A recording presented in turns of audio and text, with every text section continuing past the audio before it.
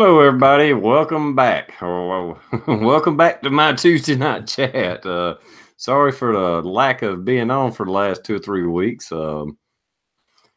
Technical problems, vacations, and whatnot has kind of prevented me from doing them the last few weeks. But here we're back again, and I'm sure we'll fill up 2 hours pretty easy. Right now, we got on the panel, we got Daniel and Blue, and I'll let them do an intro, and I will start with Daniel. Hey, thanks for having me on there, TR, and everybody in the side chat. I've been quiet for about a week or so, but right after I got done doing my last video, my dogs knocked my laptop over and busted it. And the next day, they busted my phone. So I got everything back now, so I'm up and up. Look like gonna have some fun tonight. Well, glad you can make it back. Blue, would you like to do an intro? I'm just glad you're back to save get the train back on the tracks after last week's derailment. I had some people asking me to keep that video up because they wanted to actually rip some of the outtakes, I guess, which the whole goddamn thing was an outtake. But yeah, that lasted about 20 minutes after I got off the chat, and I was like, nope, that thing's going bye-bye. So thank God you're back.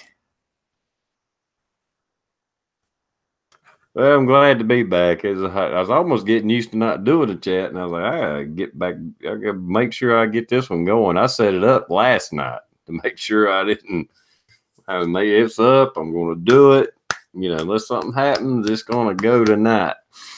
I've been going on damn near 3 years now. I need to get off my ass and get back to it. Well, I'm not sure. We talked about a few things off air. I guess the biggest thing right now, we'll go ahead and jump on it and cover it, is how the left has lost their cotton picking mind over Trump meeting with Russia. You would think that they are just ready to start nuclear war, just a total apocalypse, that Russia's so bad, we need to just start a war with them, you would think, just because it was so bad that Trump talked to Russia. I got a lot of opinions on that, but I want to get y'all's take before I just sit here and ramble on for an hour on this. So either of you want to jump in, y'all go right ahead and we'll get going. The only thing I'd have to say on it, there's that old saying, keep your friends close, but your enemies closer. I don't know if I'd go as far as saying that Russia is currently an enemy of the United States. I know that they've been talking about this collusion now for Christ. It seems like forever, and it just won't go away. But I see nothing wrong with anything that's going on. I mean, North Korea was probably, again, not a quote unquote enemy of the United States, but under this administration, we've done more with North Korea than when's the last time a president was over there, or the North Korean president was over here? That would be never. Yeah, okay. That would be never. That would be never, Alex. That's what I thought, but I just wanted to be sure. I mean, it's yeah. What the hell? I see absolutely no problem with this line of communication, which is all it is. And is it a show on both sides? You're damn right it is. Probably at the end of the day, neither one of them gives two shits about the other. It's just for show, and it's to show that, look, we're sitting down together. We're not fighting. We're not at war. This is where we are. I mean, Christ, if you think about it, were these liberals, were they bitching and whining that Trump was over visiting Queen Elizabeth? Because if anything should have a beef, it should be us visiting the UK, because I'm pretty sure we had a big ass war over that. I'm just wondering, when Trump went and visited Queen Elizabeth, did he get back the bust that Obama took back? That our ally back in World War II. What was his name? Something about "we'll fight you on the beaches" and all this here stuff. Obama took it back because they were a colonialist. But I look at it this way: as long as our politicians are talking with other countries' politicians, we're not shooting guns at each other, shooting bullets. You know, I mean, it seems that the liberals have completely eliminated out of their dictionary the word. What would be the right word for it? I just forgot it. I'm getting old. No, not gesundheit. Diplomacy. Yeah, that's it. Diplomacy. I was going to say common sense, but that was 2 words. Yeah, I think Frank hit it on the head there. Donald Trump and Putin are both anti-globalists, so there you go. That's why even Fox News is downing Trump. Not totally, but here and there, because the deep state that he's talked about, or other people talk about, that's what he's hurting. He's making friends with, or not necessarily friends, but having a dialogue with North Korea. We've already had dialogue with Russia. Like I said, Clinton, George Bush Jr., I think even seniors met with Putin. I don't know if he was president at the time. Obama, Chuck Schumer. I seen a thing. There was like 4 or 5 pictures of Chuck Schumer sitting there being buddy laughing with Putin. But it's wrong when Trump does it. You know how? Why? Well, TR, who was it? More of a threat to us than Russia. Russia is not. Only threat Russia is to us is, and Trump said it in their open dialogue, you know, talking to the press, is we are competitors in the world with energy and different things. We are competitors, not necessarily enemies. We're competitors on whose pipeline goes where. Who was it that got caught with a hot mic talking to the Russian president of the time, saying, don't talk about this now, wait till after the election, after the re-election? Yeah, well, it wasn't Putin, but Obama was talking to, it was one of his top aides, hell, might be an ambassador for Russia or something like that. I forget who exactly he was talking to, but yeah, had the hot mic. After the election, I'll have more leverage. Yeah.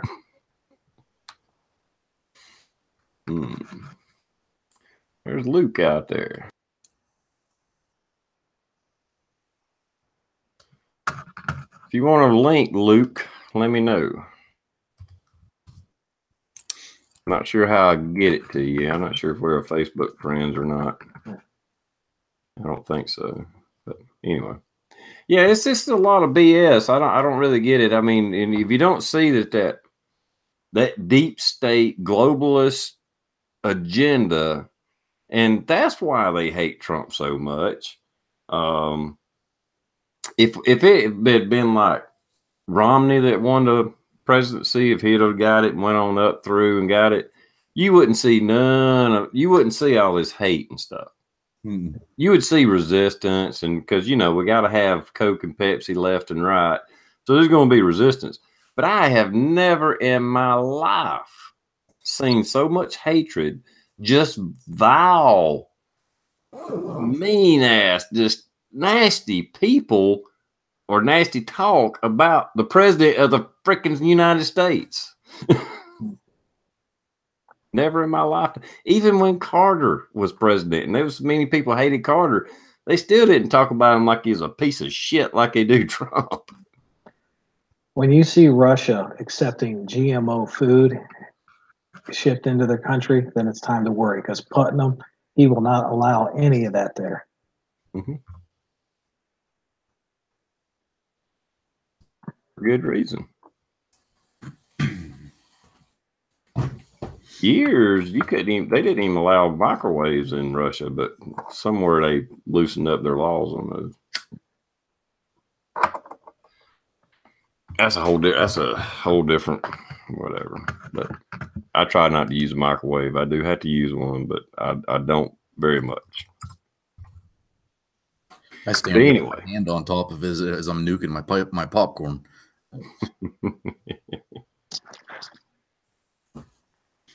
Microwave gun with your night sights on top of it, and it might recharge the radiation in them. I don't know. Anyway, different kind of radiation actually. But anyway, yeah, I thought the left and the media had, and it's probably going to, they're probably not done awing us in their vile talk, but they keep stepping up the game. They just take it one step further. They're comparing it to the Holocaust and Pearl Harbor and everything else. Just he had a meeting with Putin behind closed doors. A meeting behind closed doors, but yet everybody knew about it. There's even I think it was New York Times. I don't know if y'all seen it. Posted a cartoon. Actually, they must have did it online. A animated cartoon with Putin and Trump kissing and hugging and touching on each other. Oh, jeez. Saying, Donald Trump's Putin's lover and blah, blah, blah. It's like, are you fucking kidding me? How far can you go? Well, I've seen a lot of people putting that down as comments on, quite a few videos. It's like, he's a fucking world leader of the one. There's 2 superpowers in the world, especially on nuclear front, Russia and America. I think we would be better off having a conversation. We don't have to be friends. We don't have to be butt buddies. We don't have to be, go golfing together. But I think talking to each other is a lot better than fighting with each other. George, all out competition with each other. George, General Patton, don't forget the Chinese. Oh yeah, yeah. But still, compared to us militarily, even though they got more troops and we got people in America, but as a Navy, Air Force, nuclear capability, anyway.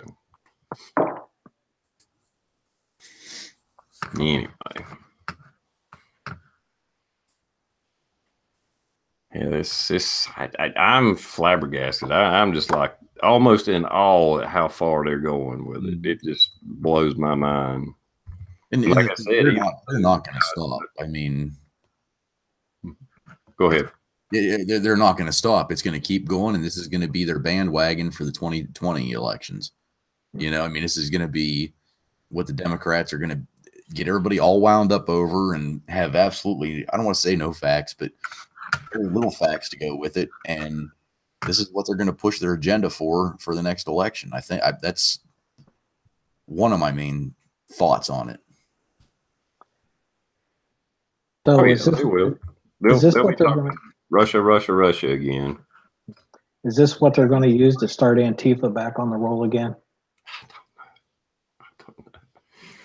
We talked a little bit. I just touched on the indictments that they just did against the 12 Russian,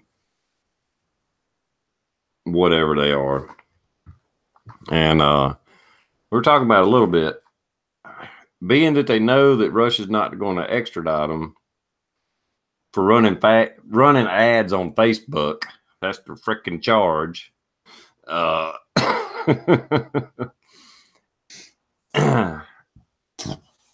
Here's the thing. If you know you're not going to ever get them in court, you can make up any charge. Let's just say they did run the Facebook ads, and it supposedly was Russian intelligence. Right off the bat, I'm pretty sure Russian intelligence, CIA, FBI, all your 2 world superpowers, if our intelligence or just their intelligence or doing something through the web, there's no fucking way you're going to backtrack it to them. I'm pretty sure they got some top-notch people working for them, just like we do for us, that's hacking into Russian shit, looking into what they're doing, much less some Russian intelligence supposedly bought fucking Facebook ads, and that's how they interfered with our election. That's what they nothing to do with collusion, DNC, emails, none of that, over the Facebook ads. And I think supposedly sponsored a few like anti-Trump and anti-Hillary little rallies or whatever. If Russia did it, they wouldn't know about it. If it's tied back to them, it was a damn. This is just my personal thought. And I also heard some other people say this. So like the guy that started McAfee, what is Norton antivirus or whatever? I seen him in an interview, and that's what he was saying too. He was like, there's no way they're going to track it to a server. Oh, here's the computer. It's in the middle of Russia. Yep, the Russians did it. They're not going to do that shit.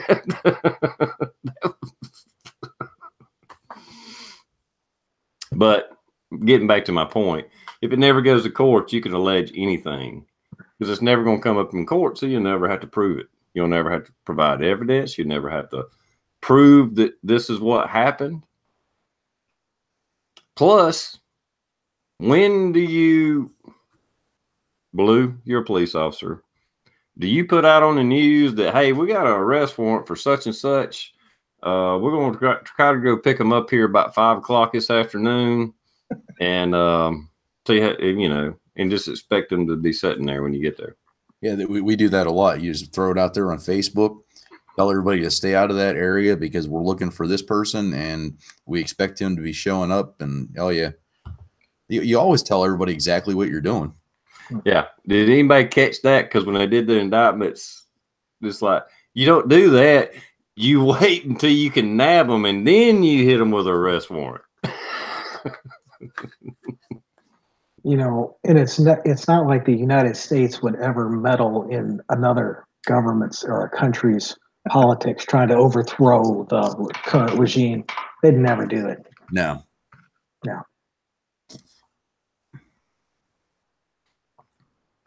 Let's see. Yeah, I saw Arnold Schwarzenegger's video bitching. He's a globalist too. He's into all that. Anybody ever seen Arnold Schwarzenegger showing off his Nazi belt buckle? He's from Austria, and I guess his father or grandfather or whatever was in the German army or whatever, or Nazi or whatever. And he showing off.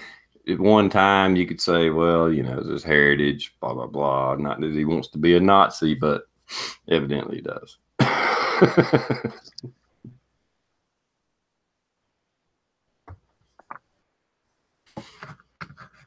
I missed. Did Luke ever say he wanted in the chat?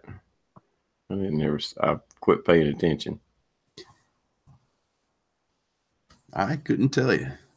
And the thing is, if Americans have been so dumbed down by voting for the president of the United States based on what is on Facebook, we're all idiots. I mean, yeah. I mean, love or hate Trump, I don't care. There's no way you can look at it objectively with an open mind and not see that this man has either worked on or done every promise he's made. And if he hadn't done it yet, it's still on the...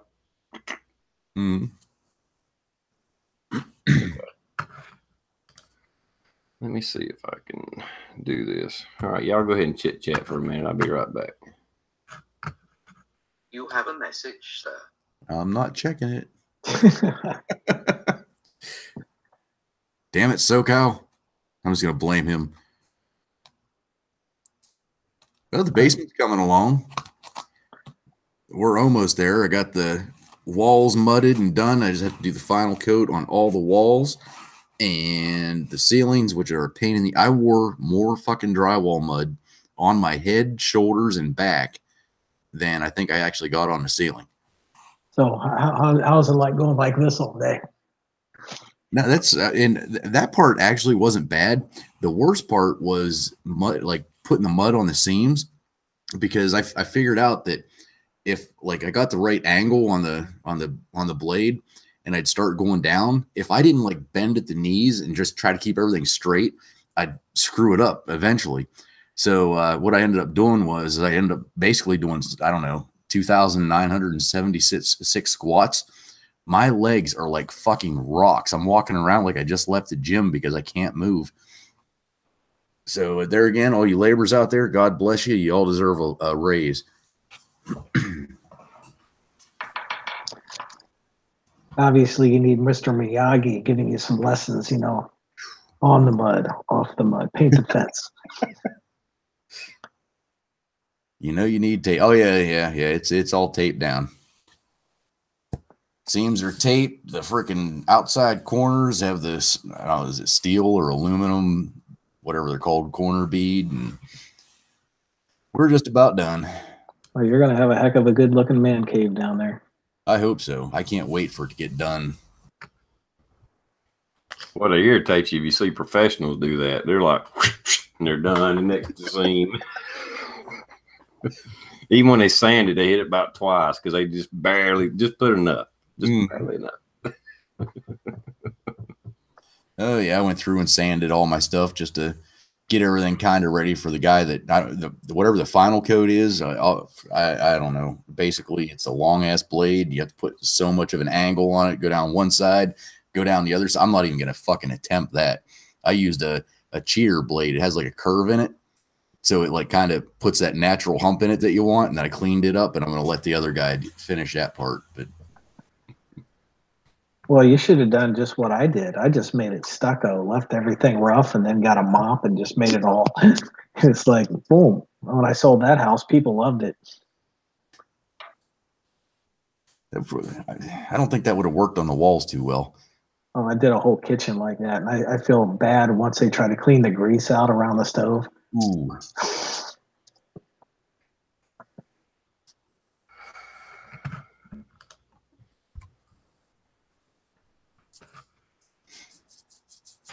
I know enough about drywall that I don't do it for a living. Mm-hmm. Like laying block, I can do it, but only as a last resort.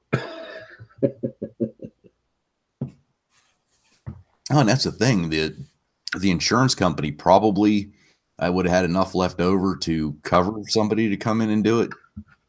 But I don't like having people in my house, for one. And here I'm kind of getting off on a thing here, but like with the carpet, we got it at Home Depot, and just to buy it, automatically it comes with a free installation and all that shit.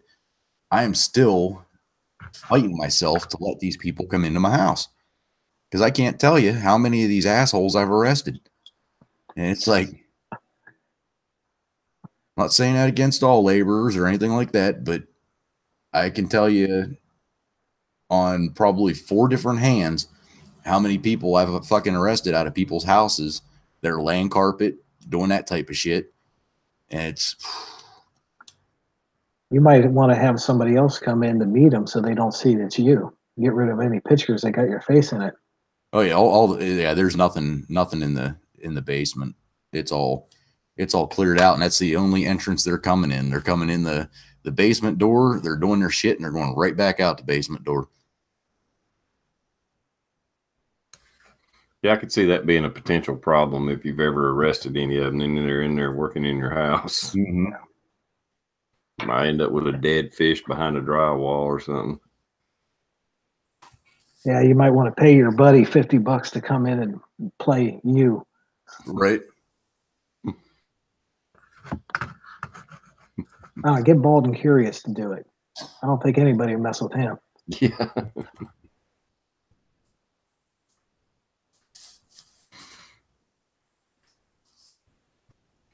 Yeah, I wouldn't think so. They might think they would because they walked up to them. Just meet him at the door. This wide, about that thick. Yeah. It's a freaking mountain.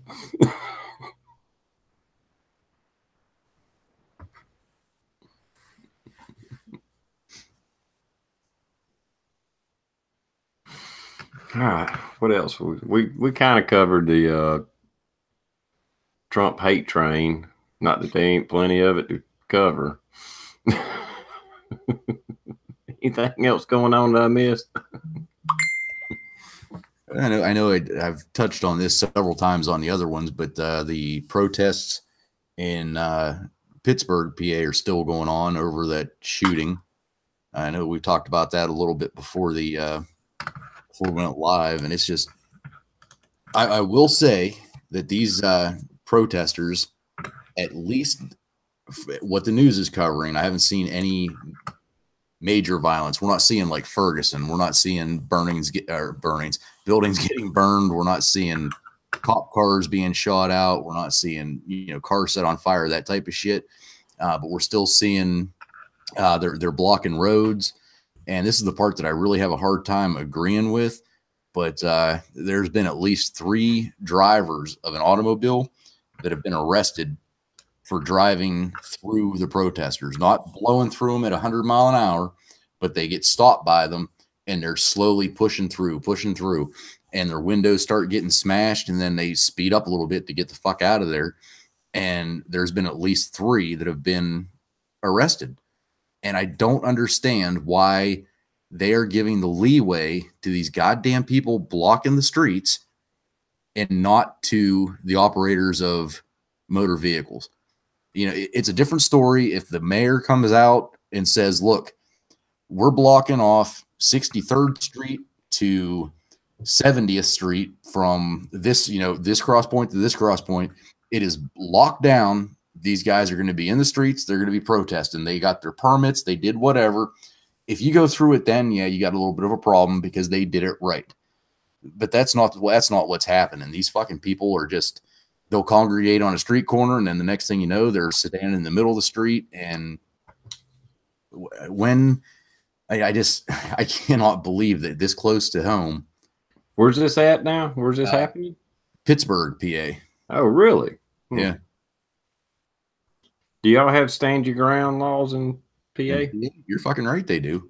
See, I don't see how that wouldn't. If you're being attacked, if they're knocking the windows out, trying to drag you out of the car, now I don't see how that ain't stand your ground. I'm trying.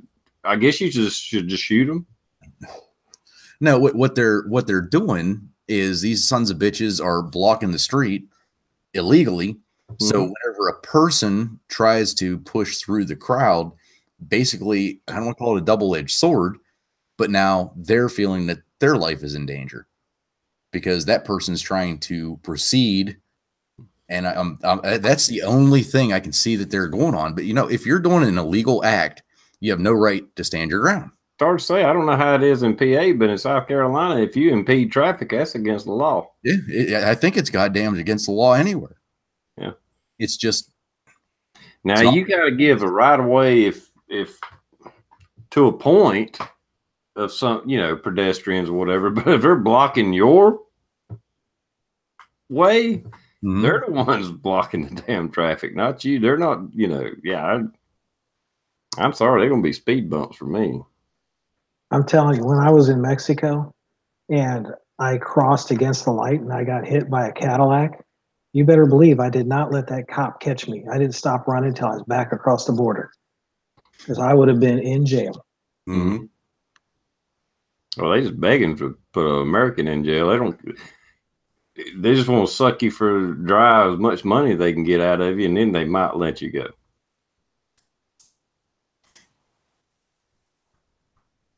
I don't know. It irritates the shit out of me that there again, we're giving more rights to the fucking criminals than the law-abiding citizen.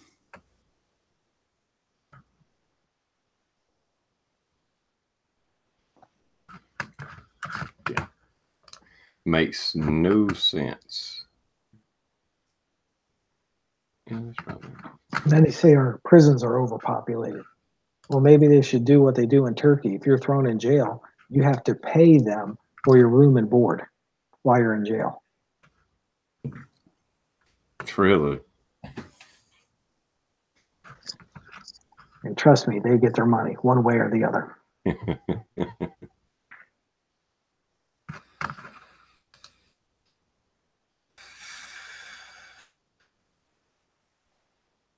Yep.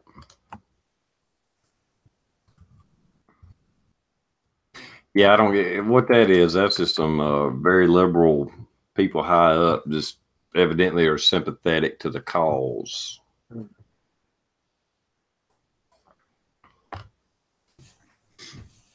No, I can see being sympathetic to a point, but you still have to. Without law and order, you got nothing. Nothing. I mean, anarchy. And I've had many discussions with anarchists.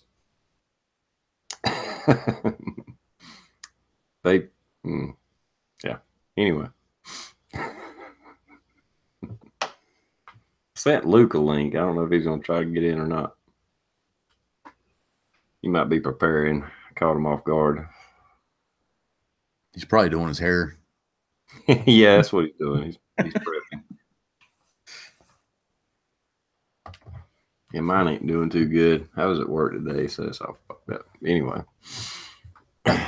during the pre-chat, you were talking about people were protesting body cams being worn by police officers. I've not yet heard this, so could you fill me in on that?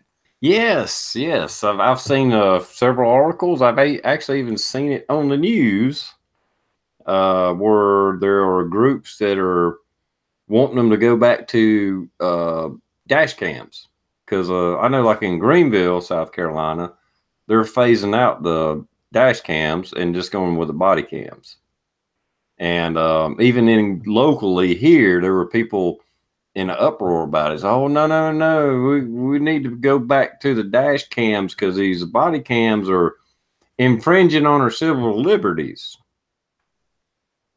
But they're okay with the dash cams because the dash cams don't always show what the hell's going on. It's a one single plane of view, and then as soon as you're out of camera, then all of a sudden they can claim. And what it all boils down to is all these claims that, oh, he shot an unarmed man, shot an unarmed man, shot an unarmed man. Well, now it's turning out that there's a very, very, very small percentage of unarmed suspects being shot. You know, it does happen.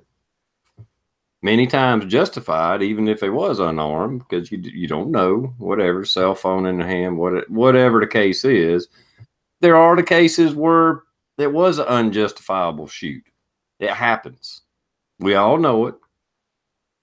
But what's brought it about is all these cases where they're doing protests because, oh, this person got shot and is unarmed, and then the police chief will release the damn video. It's like, oh shit, he had a gun. I guess one of the arguments is about the body cams automatically put you on their facial recognition. Well, I'm sorry, if you got a driver's license, if you've had your picture in the yearbook, whatever. If they want you, they got you. Mm-hmm. See, that's in PA. I mean, they just changed this law because that's why we refuse to go to body cams, is because I think we've discussed this. I'll just touch on it briefly. I go to TR's house for a domestic, and TR and the woman are out front and they're yelling and screaming, and TR shoves her down the front porch steps and says, "Fuck you, bitch! I'm getting a gun. You're dead," and goes into the house. That's exigent circumstances for us to follow him into the house because he's made a threat and everything else. We go into the house and we don't turn that goddamn body camera off. We just committed a wiretap law, which is it's a felony offense. And you have to report it and you're going to lose your job because you just committed a felony. And legislation has just done an exemption to that in Pennsylvania, to where it's not considered a felony to go into somebody's house immediately. But if you go into somebody's house and there's not that exigent circumstance there, then, you have to inform the person, hey, just to let you know, I'm wearing a body camera. It is recording everything inside your house. And if the person says, well, I don't want that on inside my house, you have to turn it off, which that's not a big deal, but I think it's fair enough. It's one thing when you're chasing somebody, and it's a different thing when you're just having a somewhat civil conversation and you are able to talk to them and let them know. Mm-hmm. You would have to remember, as a police officer that's on there. But I think once you got in the habit, it wouldn't be a big deal. But yeah, I mean, I could see, they should pay some kind of exemption if you're even if they can't use that as evidence or something, that part of the tape or whatever, you know. But just as far as not allowing them because what if we run them into the house, you know, well, we broke law. They should have an exemption for that. And I'm not like pro big government, pro big brother, whatever, but I understand law and order, you know. I believe in the Fourth Amendment, but at the same time, if you know, there's a difference when chasing somebody that is a suspect or that you know is just done something, you witnessed it, or they made the threat. That's a lot different than just like, I think this person is going to break the law or did break the law, so let me bust into their house and investigate. That's the Fourth Amendment. You can't do that shit. Right. Hey, Luke. Hey guys, how's it going? Good to see y'all for sure. I'm gonna dive right in there first and foremost because I'm just itching to talk about it. Blue, I understand why your department wouldn't want to do that. Certainly with the repercussions that have been laid out, certainly in your federal law. But that's a given. Jesus, we would vote for the same thing. But I definitely agree with where TR is going with it wholeheartedly. I don't really even agree. Certainly, Blue. I mean, you're in the same situation, certainly, where I'm not now, so I don't have to worry about dealing with other people's fucking problems no more, which is great. It's a double-edged sword there too. But at the same instance, I think that if we are tasked with a job and we are in fresh pursuit, or we have circumstances certainly that dictate, right, which would alleviate the need for a warrant, the officer. Not Mary, not John, not a civilian, not a citizen, a application or a tool of the law as it's wrote, and it's been accepted certainly by the people or a majority or whatever, or have been passed through government. We are a tool, right? I mean, and I think that tool needs to be able to access with all of the parts. And I think that body cams really, hands down, is video don't lie, right? Providing it's not, screwed with. This is what we're trying to do in the courtroom, certainly, is paint the best picture, certainly, of the situation of the occurrence so that we can register a conviction, right? Or register, better yet, not even so much a conviction, but maybe register is not the word I'm looking for, to allow the process to work, right? Fairly and so on, and be able to tell the best picture, and video can absolutely do that. And it solves that problem of the human side to an officer on one step of the dictation of the occurrence, right, or the retelling of the occurrence. It takes away that flaw of the human nature. So now we're more of that machine or that tool, let's just say, a better way of saying it, going in there to mediate or to mitigate certainly a problem, right, and to safeguard the people. I think it's a wonderful idea, and I think it should be mandatory. And having said that, it's mandatory that every single officer, the moment they step outside and are on active duty, that's a requirement. And I think that the people, if we're going to accept police officers, you know what I mean, or law enforcement officers, which I think is a bad term, right? I think police officer is a better way of saying it. I think that it just comes hand in hand. This is a part of the job. This is a part of the tool just as much as the firearm. You can say, hold on, officer, I don't accept the idea that you've got a firearm in my home and I have a right to say no or whatever. I mean, the same thing is if you have to ask permission.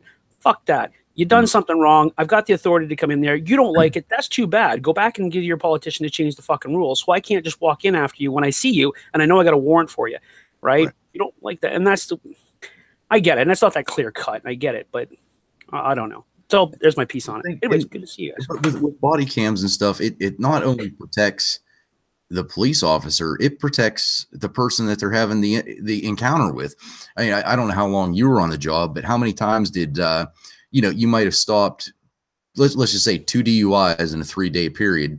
You didn't get the first report done. You start on the report and you're like, fuck, which one did this? You can't put words into somebody's mouth. I asked him this and he told me I have a gun in my center console. No, he clearly did not fucking tell you that. You had no idea it was there till you illegally searched it. I mean, it's a protection on both sides. And I just don't see why it's not across the board. Everybody uses it. I get that. I agree with Atomic Bulls. I don't really want any fucking tool in my house neither. But then again, I walk with 1 foot in and 1 foot out. And publicly, I'll say that. I'm 1 foot in with basically following everything that the government has in store for me, because a lot of the time there's nothing I can do about that, right? This is our democracy. This is how it is, or our republic, whatever. This is how it is.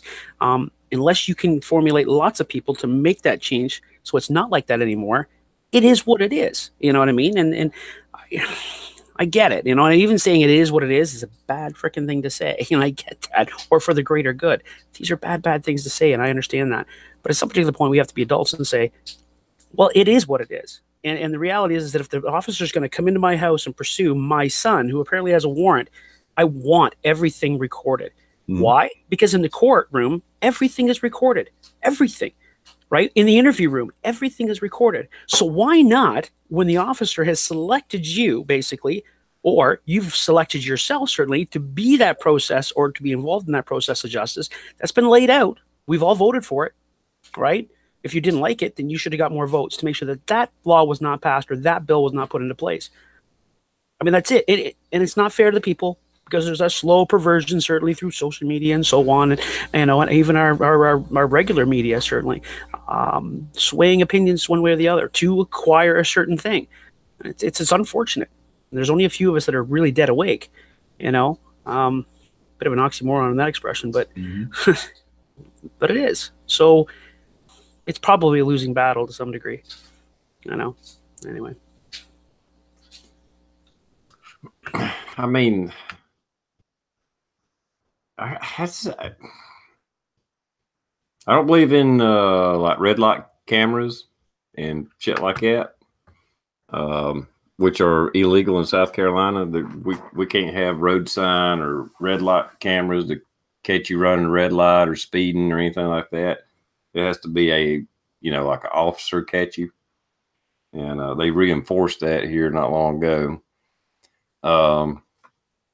But as far as the body cams, I don't have a problem with body cams. The only thing I see anybody being against a body cam would be if you're trying to say your word against theirs and trying to convince the jury that you didn't do something, and the only evidence is the cop's word against yours.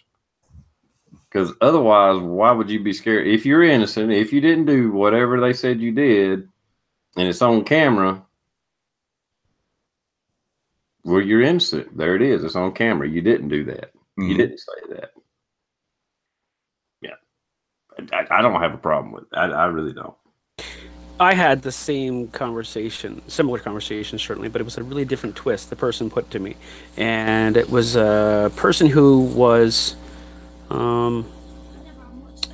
don't know how to explain it, I guess, but I'll explain it this way. They said, well, what happens is when we don't know the limitations and we end up making the people, the moment you step outside of your home, just like we do in our cars anymore, everybody seems to be jumping on board, putting a video camera in their car on the dashboard, right? And it records the first, you know what I mean, the 30 seconds prior to an impact or whatever the case is. It's the law, or you actually have it. Apparently it's the law, as I'm just hearing, in Russia. So if that's the case, they say, well, what's the difference then? Maybe people are going to have to start doing the same thing.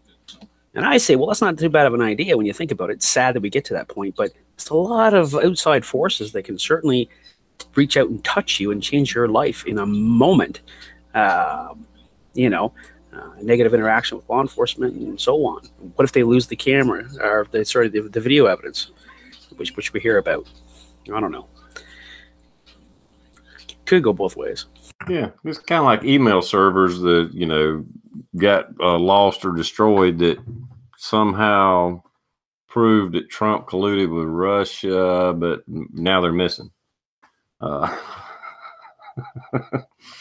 There's something about it. Just makes more sense to have actual evidence when you're trying to prove something's illegal or something was done that is illegal. It's usually better to have evidence. And if you're innocent, it's usually better to have evidence. That's the way I was taught anyway. I think that's usually the basis of all things, isn't it?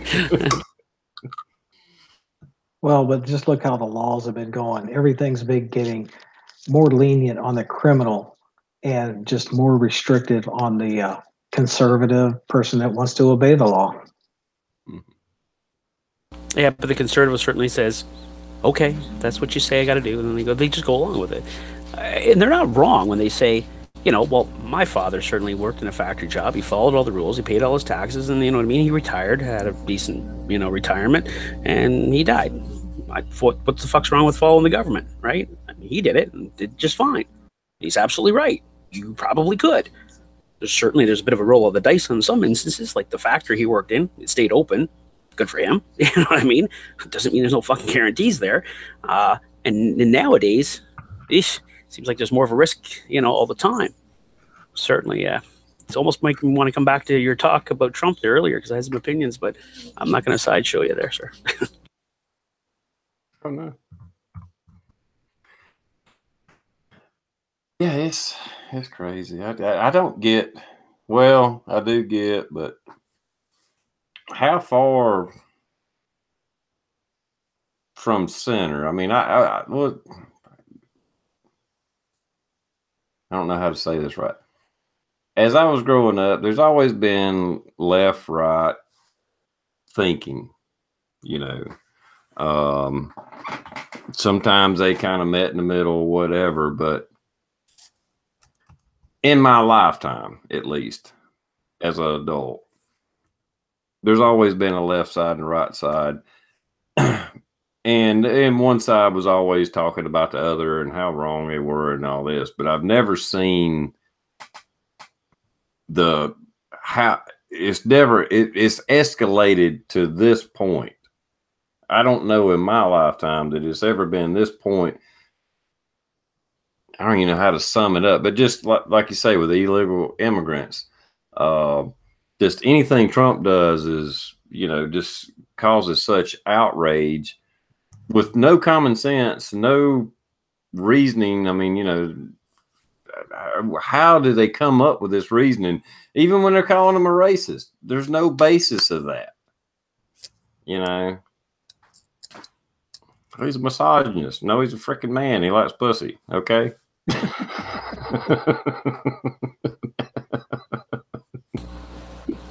I'm sorry. That's the way I see it. You're not wrong. I mean, when somebody says basically, and I mean, some things certainly go a little too far, or they're trying to really tear down the definition of a man, right? Well, in some regards, they're trying to really change the dynamics to some degree, to say what you find as human nature, we're going to actually try to change that, beat that out of you. I think that's dangerous. You know what I mean? That's just my personal opinion. I do think it's dangerous to some degree. The equality race, you're going to go out there and you do an honest day's work and you get the pay. It should be equal to the fucking man standing beside you or the woman standing beside you or whatever the case is. And I look at it both ways. I really do. You're paid with what you're worth, right? And yeah, if you're at a job where the equality should be there with equal pay, absolutely it should be. And there should be no problem with that. But I mean, you're seeing certain things happening in the world, which goes back to the other point, certainly. They talk about Russian collusion or whatever the case is. I'm thinking, yes, but you allow Facebook certainly to come into your country and operate there, and it's a world platform, the same as the other world platforms.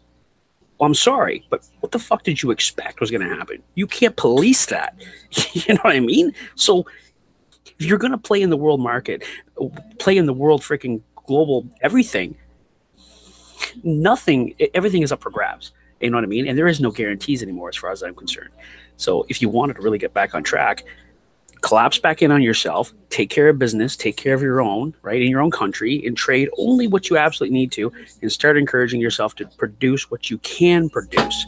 If it's impossible, then I guess you're going to have to make some trade agreements. But if you can do it and you're not doing it for whatever reason, you need to fix those reasons. And I think that would fix a lot of what's going on. And furthermore to that, Trump, well, what is he doing?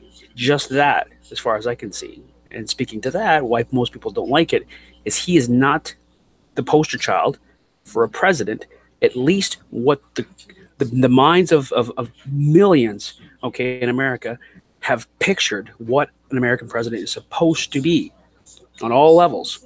He is not that. He is a self-proclaimed businessman, and he's coming in and he's taking business or America, that business, and he's trying to turn it around to make it have a profit. That's what I see. I'm Canadian, and yes, there's some trade agreements I don't like, and we're going to get shafted on some things. but we've been shafting them on things too. You know, we know we've been shafting you guys on dairy. Fuck, we know that. You know, but it's a trade-off. That's what free trade's about. so I don't know. He's just trying to take care of his country, and he's doing what a lot of presidents have not been able to do. I think he's showing that he's going to get reelected. I pretty much predict that, depending on who he goes up against, I guess. But yeah, I think you know, unless something tragic happens in the last year of his presidency, if they can really somehow change people's minds, or if he does screw up on something in leading up to the next election, I don't see how he's going to lose. Not with all the good he's done. And the thing with the tariffs, I think he was going for, just like you said, like the dairy and different things and stuff with like Europe and Mexico. But the thing is like, we don't charge hardly any tariffs compared to what they charge us already, Canada included. I think he was bringing to the table, hey, we're going to throw these tariffs out here more so as the art of the deal or whatever. Is like, instead of getting mad about it, how about you lower your tariffs and then maybe we can come up with a good compromise. I think that's what he's going for. And it may eventually end up being that. I don't know. We'll see.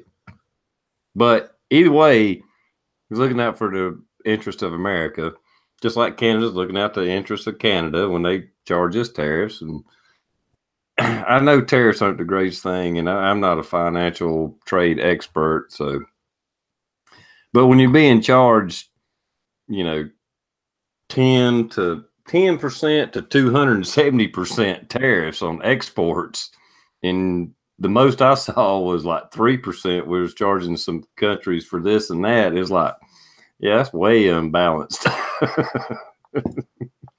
I'm sure y'all could come down on some of this stuff, and our proposed shit, we'll come down to this, and we'll see if we can't even this out. Absolutely. You're right. And it needs to be a little bit more fair. And I think he's right. He's like, look, this hasn't been fair. This is not fair to America. And I think I've listened to his speeches and I've seen him. And he's right. There's no doubt.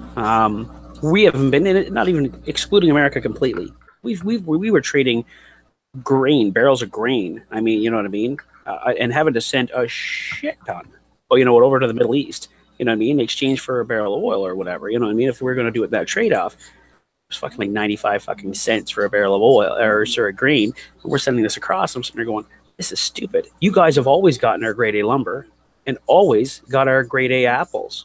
Just two little things, right? But for instance, I think YouTube got him. Yeah, for instance. Darcy, was that me that froze up? Nope. Oh, I hate when that happens. You're in the middle of a good point, and which really never happens for me, but then you freeze. Well, I was going to turn you to a left-hand turn there, TR, because you mentioned the election that's coming up. Okay, well, the conservatives, we had the Tea Party, and I think that maybe the left has taken a page from that playbook because they're starting this whole walk away thing. So if they can get a candidate under and get all those walk away people under going to I'm the walk away candidate, that might unite enough of them where they can maybe give it a shot against Trump.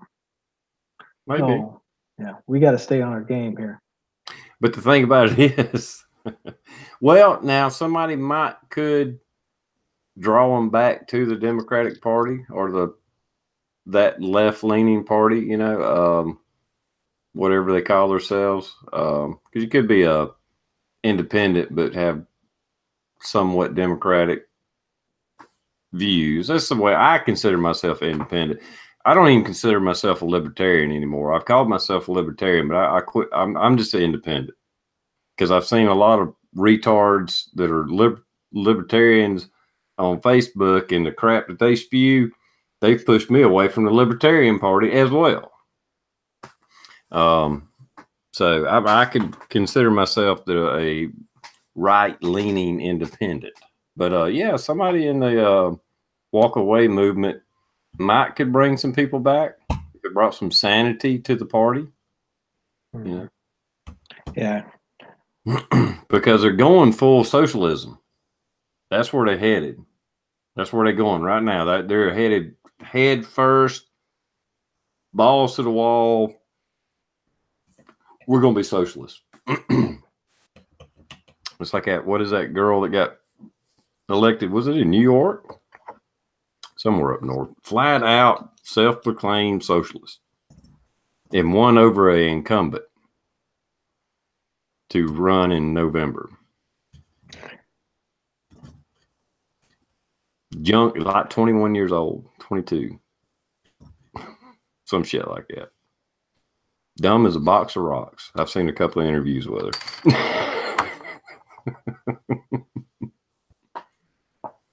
But whenever you win people over by giving them free shit, that's not a win. That's a fucking bribe. Yeah. I mean, there is no other way of fucking looking at it, at least in my eyes.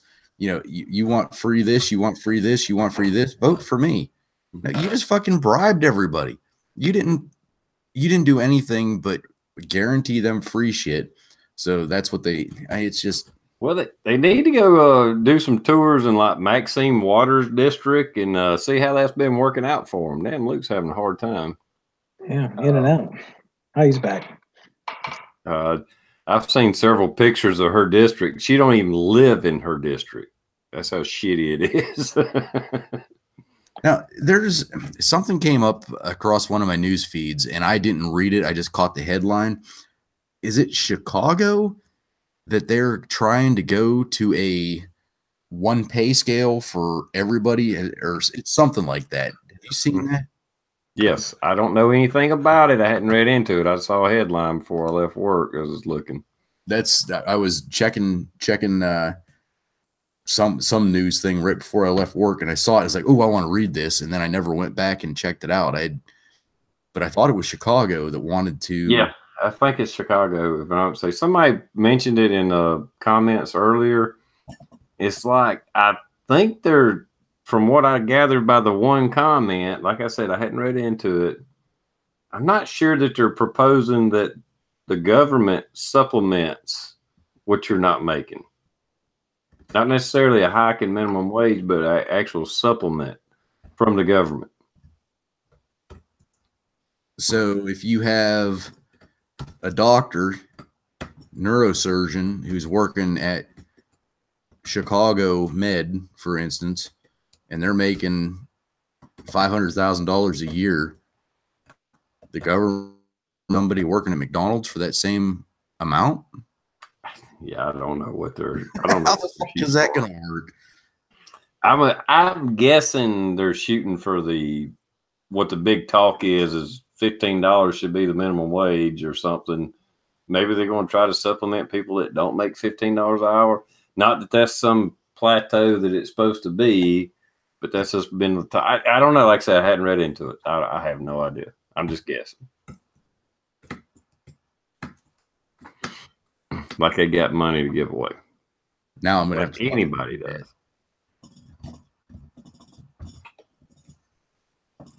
I'm looking and I can't see nothing in here about that. The only thing I see is back on July 1st talking about Chicago's minimum wage increase to $12. That was July 1st, 2018. But I can't find anything in Google News. But then I'm in Canada too, so they just kicked me a bunch of times because I started talking shit about Canada. So I'm curious. Something has just been proposed. I don't think it's not gone through, as far as I know. It's just been proposed. So anyway. What the hell did you? What were we calling that? It's not a minimum wage, but supplemental income. What's the something like minimum? It was something to do with minimum income guarantee or something to that effect. I don't know.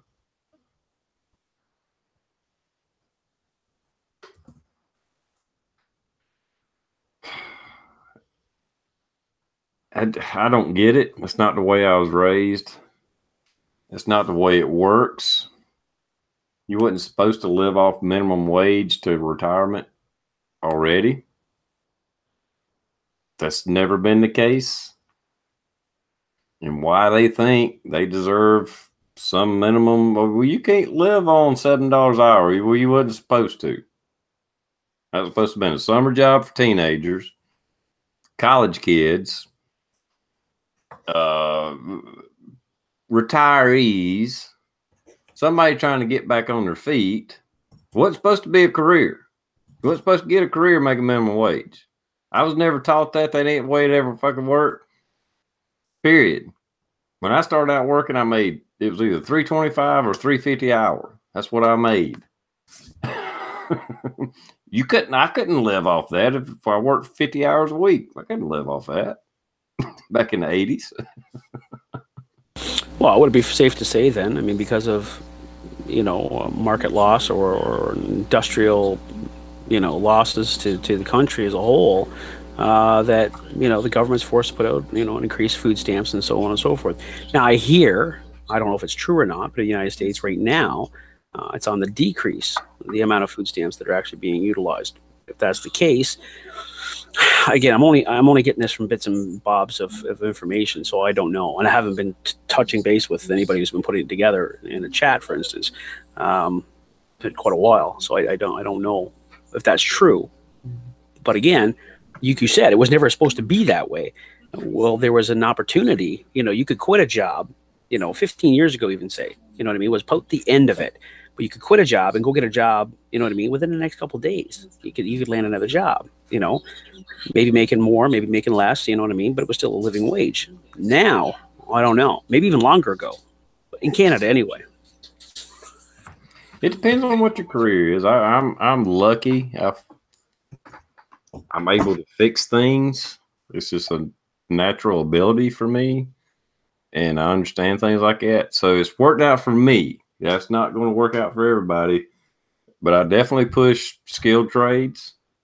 Find your knack, and more than likely, you'll always have a job. My dad explained it to me when I was young. He's like, however long it takes to train you to do your job, in general, that's what you'll get paid. If it takes them 15 minutes to show you how to do that job, that's where you're going to be. You're going to be way down here. If it takes years or education or just, years of apprenticeship or years of on-the-job training to learn your job, you're going to get paid more. And I found that to be pretty much true. I can't say 100% of the time, but like what I do for a living, a kid could go to college, take they call it mechatronics, learn PLCs and stuff like that, and come out. He don't know his ass from the hole ground. He could not do my job. I could train him to get on the start on the path to do my job, but he couldn't do it. I don't care if he had a fucking master's degree in it, because it takes on the job training. He may know how the computer works, but he don't know how to figure out when it don't what to do. Well, it's like most things too. I mean, you take law enforcement, for instance. You go to, you go to police college or wherever, and and you come back out and you hit the streets and you think you got to figure it out. Meanwhile, usually your coach officer is going to sit there and say, "So everything you just learned there, let's just safely say you can forget half of it, okay? Because a quarter of it's probably going to get you killed out here." This is what we do here in the real world when we real world apply this shit, because it isn't all textbook and it isn't all that, and they're going to throw you. What it is just giving you a baseline to say, well, just like what you said, TR, here's your baseline. Now go out there. The guy now who's sitting beside you is going to tolerate you, okay, and bring you through. And if you're good and you listen good and you follow direction good, you're going to probably do good. But I mean, it's like that. But again, you just said something very, very key, I think, nowadays. Your father had a conversation with you, right? And he told you something and you listened. This, I don't believe, is happening anymore. The other thing is there's not as much respect for parents. Why? The kids don't come to us for answers anymore. They have this, right? They can get all the answers they want. And we already know how Google Analytics is. It gives you all one fucking slanted idea or complete fucking nonsense. Where's the hope? So, I don't know, man. That paradox has shifted quite drastically as far as I'm concerned. Well, I consider myself lucky as far as like with my dad. throughout my life growing up, for the most part, he had his own. He was an entrepreneur. Tried many different jobs, many different. I won't even say professions. I mean, he had a hardware store basically. He had a bar. He had a painting business. He real estate. You name it. He was a hustler, I guess. But you know, I saw a struggle. When we done good, we done good. When we done bad, we done bad. You know, but he was always out there. I mean, he worked his ass off, and up until the time I've become of age to get a job where they give you a paycheck, I worked for him. You know, I was the one cleaning the paintbrushes or trimming out the windows, and you know, on a painting job, or hell, he even had like a little side cleaning business and would clean offices and stuff. I mean, he was whatever he could figure out to make a buck, he done it, you know. So he instilled a work ethic in me. That's what he done. Whether he meant to or not, he did. And I know a lot of kids ain't got that shit today.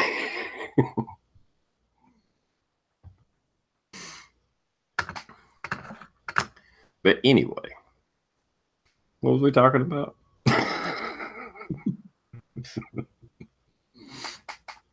Oh, the minimum standard of living, or whatever the hell they was calling it in Chicago. Yeah. Yeah. Crazy. But anyway, my point was, if you want to make money, if you want to make more money, get a better education, get more training, strive to go do something different, or just do your job better. Don't put yourself in a dead-end job, because if you put yourself in a dead-end job, it's exactly what it is. It's a dead end. There's only so far you can go. So if you enter dead end, you need to do something different. Not rely on the government to change your wages or give you some kind of supplement. Well, I can't make it on this. Well, you need to do something fucking different then. Or maybe you need 2 jobs. I'm sorry. That's just the way it is. If you have no skills, no education, no skills, you might have to work 2 jobs. Since we're talking about employment and politics pretty much tonight, the one thing that I do remember Trump, whenever he was running for president, his big thing was to basically rip down the state borders for insurance companies and make it open insurance, like our car insurance. Is that gotten anywhere? Is anybody aware? Anybody been following that? Well, it has to be, isn't it? Because I mean, you got rid of Obamacare, so wouldn't that open it back up to like an open market? I mean, isn't that how that works?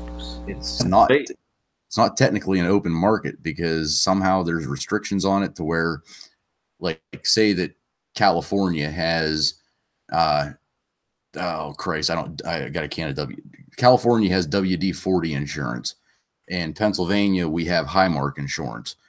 There's no way for me to get the WD-40 insurance in Pennsylvania because of restrictions that are put on. And I thought that was one of his big things, was that he was going to try to get rid of that.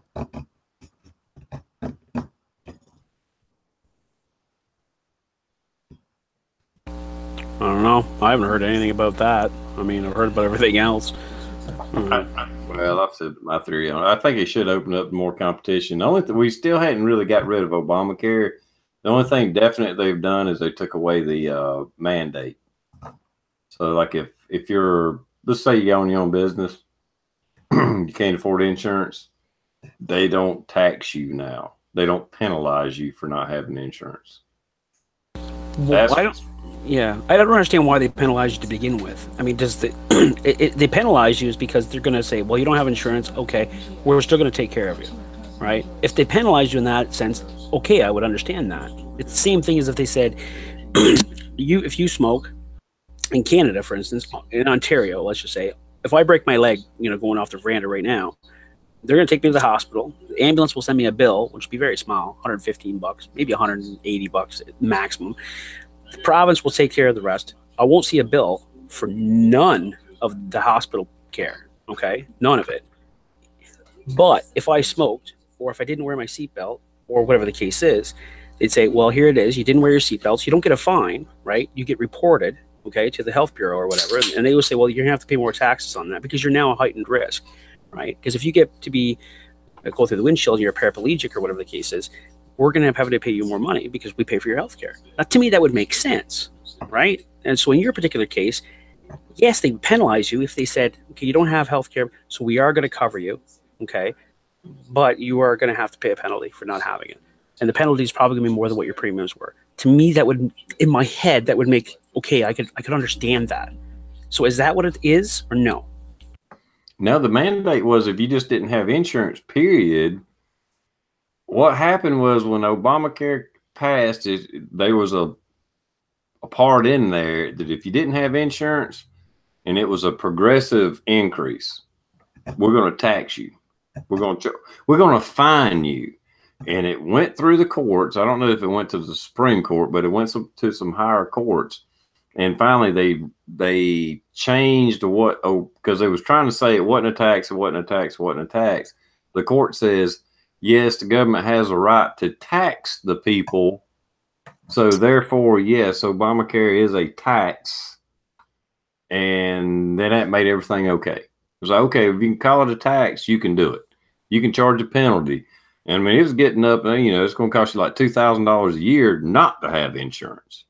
And that wouldn't give you insurance neither, not a lick. Yeah, exactly. See, that's not your government anymore. That's some fucking private fuckingization shit. That's exactly. And part of that money would go toward private insurance companies. If not, I don't think I'll go all of it, but probably most of it. How is your government not fucking lynched? Honest to God. Yes, exactly. But luckily, Trump got the mandate took out. So now you don't have to have insurance. And not to mention, the medical and all that, that's 1/6 of our national gross domestic product. And the government tried to, put the chokehold on it.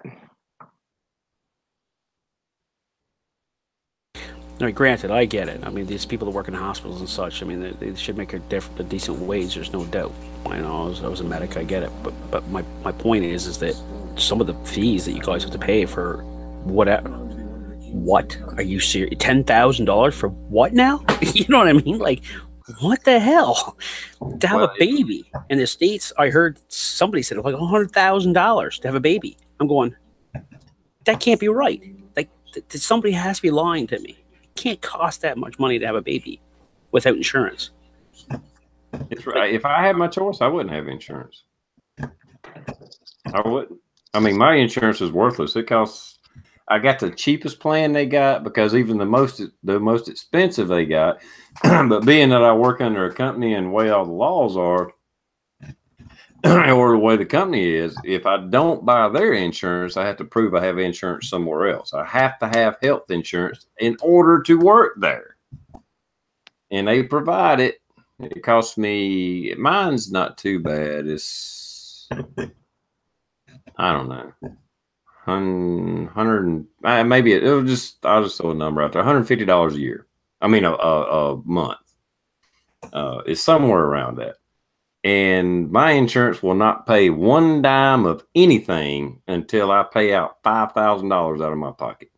They won't pay for a fucking pill, a doctor, not one fucking thing.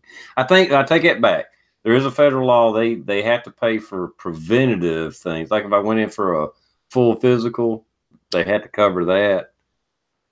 If a lady is pregnant, there's some tests that they'll cover.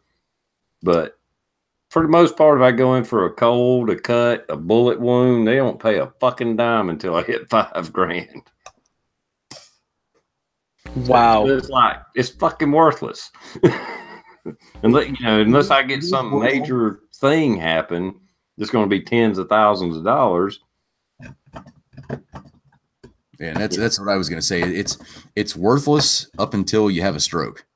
And then who the fuck cares if you have it or not? Because 9 times out of 10, you're probably going to wish you were dead anyway. Yeah. And I hate saying it like that.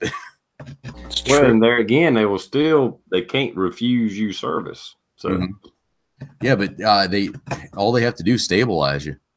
Yeah. I'm not saying they'll give you the best care.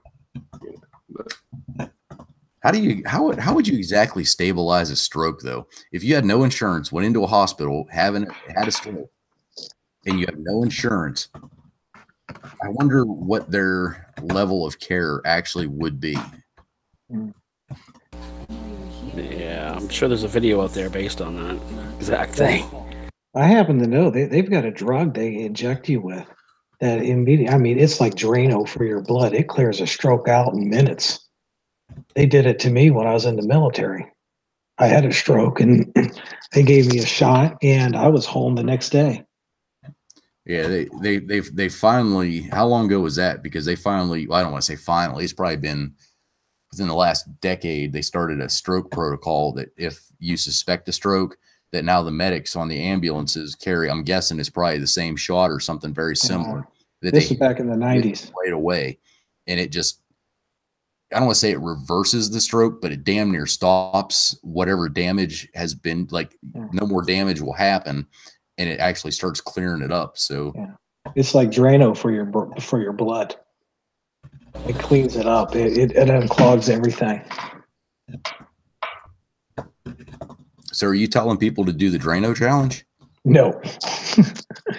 No, that drug they got for it. I mean, it's fast. Within an hour, all the stroke symptoms and everything was gone. But I'm pretty sure though you have to have that administered within so long of the actual onset, or it's no good. Yeah. There's got to be medical. If the damage is already done, the damage is done.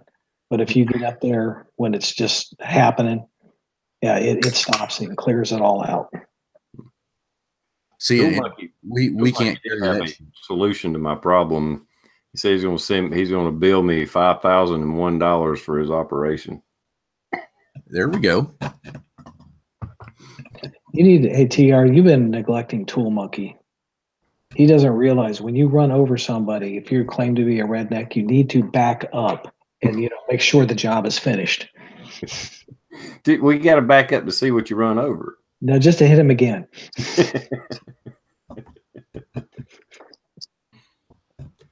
See, and I don't know, and I've been a big proponent of this as well, is that I don't understand why first responders, well, ambulance crews, I can see them carrying Narcan, but I can't see this whole opioid epidemic as to where the government is funding millions upon millions of dollars for this, and yet we can't on the scene reverse a diabetic attack or an allergic reaction to a bee sting. You know, if we're going out and basically bringing these people back from the dead on the government's buck, why are we not affording that same luxury to people who have no choice in the matter, who have bee reactions, who have that type of stuff? I don't get it. Pharmaceuticals are behind it. They're getting money. But the epi shots, that's a pharmaceutical thing. I mean, why is it any different than bleeding hearts? But if you got an actual medical condition, well, that don't apply. But if you're socially have some kind of problem with addiction and this and that, all of a sudden the bleeding hearts come out. Well, the bottom line, TR, is if they didn't, the Democrats would lose a large majority of their voting base. Exactly. Yeah. It is. It's based on a state of mind, isn't it? I mean, everything is. I mean, everything, right? I mean, how you vote in the next election, it's all based on feelings that are generated, information that is given, biased or not biased. And again, it is a true story. If you feed, enough information to a particular side or a particular story, even if it's a lie, people will believe that lie, right? So, they right now feel that this is the norm. We can do this because enough people fought for it. It's the same thing as certainly any movements that we've seen in the last 2 years. I think you know a few of them. What we thought of before was considered to be norm and tolerated. Now, enough people have spoken about it. It has become forefront in your face long enough now, certainly, that it's no longer tolerated. Well, the similar thing would be for any kind of drug or anything like to provide it or whatever the case is. Eventually, someone will bitch about it long enough, and then eventually it'll become the norm. And now this is an expectation. Right? Not a want or a dream anymore. It's a reality, So And then this is progressively always going to be evolving and changing, and as everything does, right? If we didn't do that, it probably wouldn't be life. It wouldn't be probably normal. So, I don't know. Yeah, I mean, I can't explain it. You would, yeah, pharmaceutical companies just somehow hitting the heart of people to where they justify it. You know, yeah, I don't know. It makes no sense. Makes no sense. Well, you hear certain things like after a 3-week public outcry, the government has finally passed a bill today. You know what I mean? Or after 12 weeks of a union being out on a strike, they finally land a contract. You know what I mean? People negotiate. I don't know. Like again, it goes out with everything. You know, certain things we better hope they don't fucking all rally behind, or the state of affairs is going to be very different, right? Like the socialist, you know, this lady you're talking about, who's, you know, apparently a socialist or whichever the case is, and they voted her in, and you're like, well, she's fucking brain dead, she's clueless, she doesn't have common sense. But if the majority has been given, you know, A and B, A and B, A and B, and then they get C, and C, the majority all of a sudden doesn't like because it's so far stretched away from A and B, the examples they've had for the last 40 years, fuck, they're likely to go to something that's D. And D is the socialist aspect. So that could be almost by design, if you want to go down that conspiracy theory way.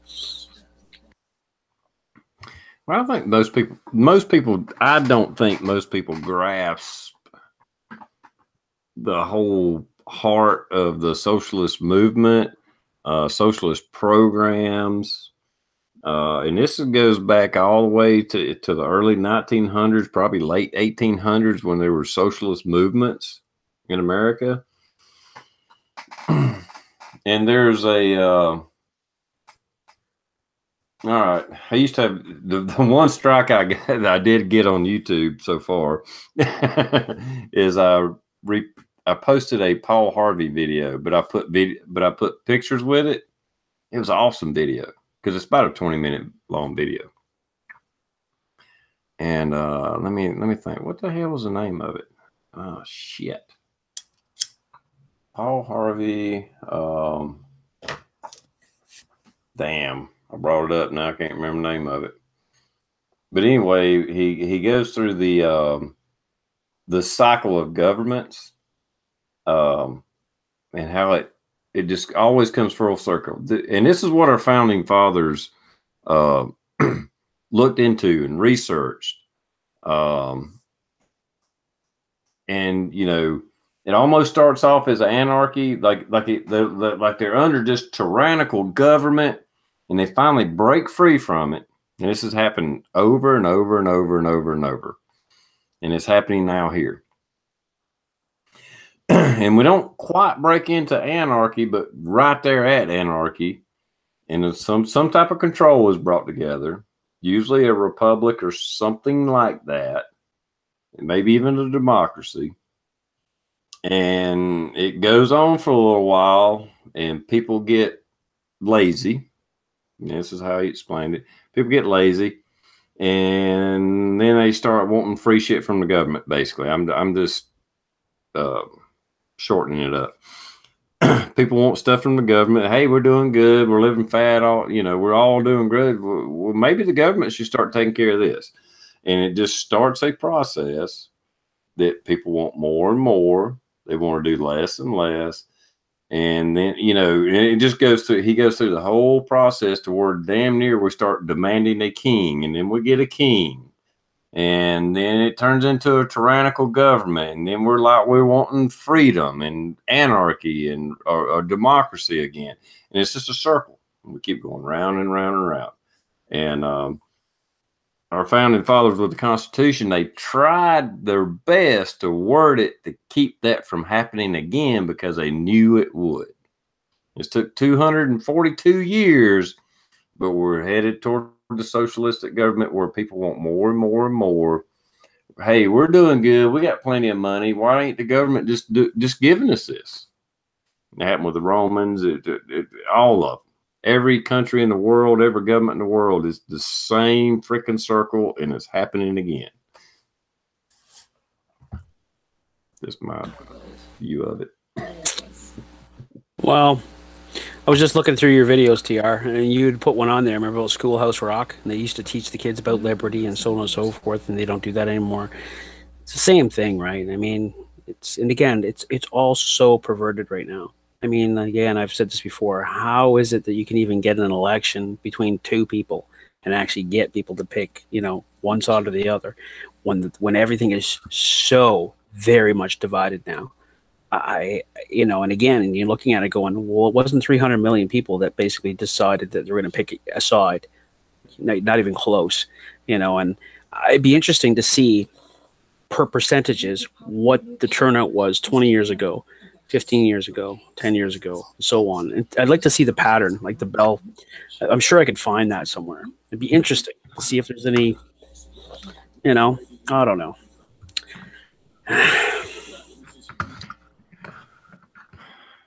Where am I? Okay, I'm not muted. All right, here you go. I found it. Paul Harvey, The Testing Time. If anybody has never heard this, I'm going to put it, if I can get my freaking mouse to come over here. Where is my mouse? There it is. All right. If you've never heard this, it's a video, but it's not. It's just like a still photo, but it's old Paul Harvey radio broadcast. If you ever get a chance, hit that and bookmark it and go back and check it out. It's a awesome message. And I'll put it in the internal here for you guys. Check it out. It's really good.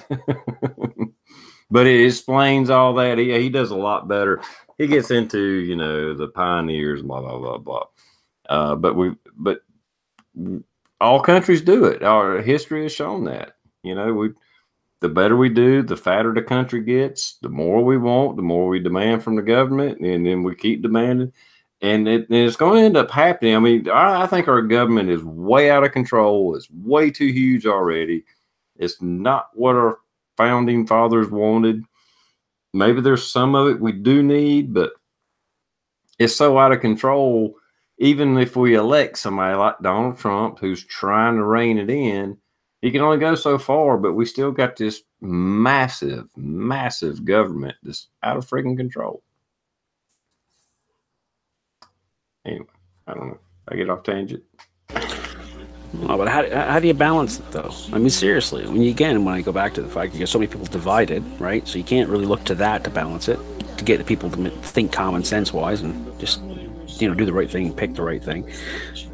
There's so many different points that are twisted out there. People are delivered just little pieces of information. And so much of the population takes that little piece of information and says, aha, I got every fact I need to know about this. Now I can make an educated decision. Fuck me, that just pisses me off because it's not it. I had one of my videos, what I mean? It's funny when you pull somebody over and they go, you don't understand what you did wrong here. And it's like, well, I wasn't speeding. It's like, but you were. I caught you out in the passing lane, basically, and you were going like almost 30 over. You know what I mean? But I was passing the guy. I would have got back in. I would have slowed back down again. It doesn't matter. The law says you're fucking speeding. You know what I mean? This is why I pulled you over. And the guy goes, no, I was told that I was told basically that I can do that. Well, who told you that? Well, I think I learned it in school or something. You sure you didn't learn it on the bus from another school kid? Well, yeah, maybe. It's like, okay, but you can't do it. Do you understand that? Yeah, okay. But then they go right back to it and they go, yeah, but I don't think it's right. And I go, okay. I understand that, but still, the fucking law's there. So, I don't know. How do you get anything done down there? And how is the president supposed to do that in 4 years? Yeah. Fuck, the first 2 years is defending himself from the bullshit that he dragged in from his election. Like, fuck, it's ridiculous. Yeah. Oh, it's crazy. The fact that, like I said, it's not that I wasn't a Trump supporter from the beginning. I didn't hate him from the beginning, but I didn't think I figured he'd do like he did the first time or the one time before, get in it, stir up a little shit, and then leave. I totally expected that. That's why I never gave any support to him. But as it kept going, it was like, you know what? I'm liking him more and more. Maybe he is going to stick it out. And I think he's done a great job. I'll be the first one to say I wouldn't let him hang out with my daughter. I wouldn't go hang out with the guy. And I probably wouldn't invite him over for supper. But as far as the two people you had to choose from, if I was there, I would have said, yeah, I'm going to have to pick him. You know what I mean? Because he might actually do something here. You know what I mean? Or at least keep us fucking afloat. You know? It's a businessman. And he didn't lie to anybody. He didn't lie. I'm a businessman. I'm not a politician. And he said that from the beginning. I think Fuzz, I think Fuzz and High Desert Pioneers I think he should probably try to do more, but at the same time, he's got a lot on his plate. I don't know how much power a president has as far as getting rid of ABC agencies. I think there's many of them that should be got rid of, at least streamlined, cleaned out. No doubt whatsoever. Not necessarily what the Democrats are calling for now, where we get rid of our immigration. What does I stand for? Anybody know? Immigration something. I don't know. Immigration control enforcement. I don't know. Yeah, I think that may be it. Immigration control enforcement or something like that. That ain't the answer. I ain't sure that ain't a bad thing. And I don't get these judges keep fucking trying to block Trump from doing his job of protecting American citizens at the border. Come on. And the left blatantly always, that's one of the things where they try to call him a racist. It's like we let in over 1 million people a year. Immigration and customs enforcement. Okay. Oh, you're talking about ICE. Oh, I should have. Sorry, I would have told you that. But nobody has said one damn thing about stopping legal immigration.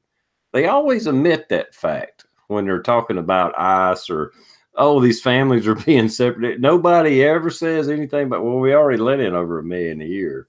We're just saying you just can't walk over the fucking border and all of a sudden be a citizen.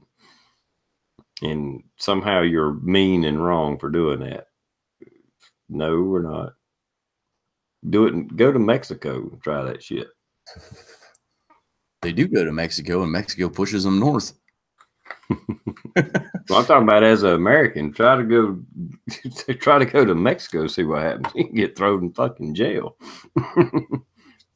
for the rest of your life.